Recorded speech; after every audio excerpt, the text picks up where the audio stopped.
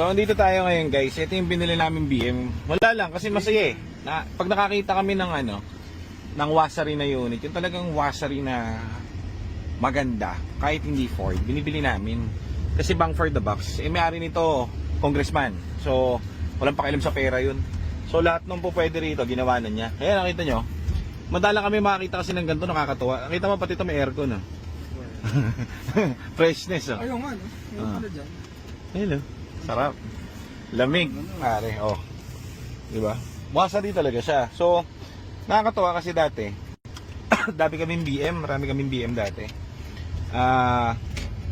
Nung assorted yung mga binebenta namin. So, alam namin kung paano makakita ng talagang, alam mo yun, tingnan mo to. Ito, ma-under kami ngayon, ano. Walang tunog eh. 'Di ba? Talagang walang squeak, walang kahit ano. Wala pa kami ginagawa dito, guys. Ang ginawa pa lang namin dito, aircon, kasi binili namin to, may something yung aircon. Palit kami ng bagong, mahal nga lang. Pero okay lang, kasama naman. Ang lamig ngayon, oh.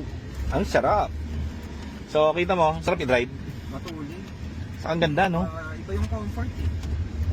Kumbaga, ito, lumang model na car. Pero, kumbaga, nakakatuwa kasi kapitbahay lang kasi namin to eh. Tiga San Juan lang din. Si Kong.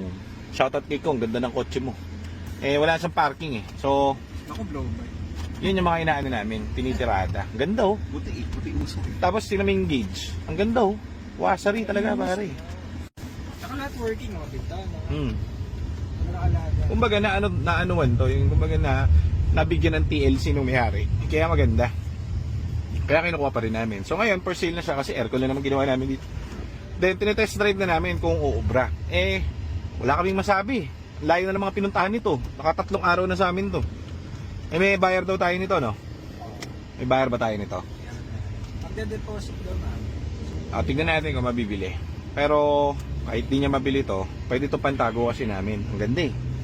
Diba? Pwede ka rito kunwari ito si Nico kunwari mahilig na sa kotse. Ito boylet niya. Boylet niya to. Kumbaga tinted. Kumbaga hindi kayo malalaman eh. Diba? Hindi kayo malalaman na ang misis mo. Dadali mo sa sa romantic na lugar para kayo magkumpare lang. Hindi okay, di ba? Masarap ng feeling, walang hindi ka titirik. Ganda.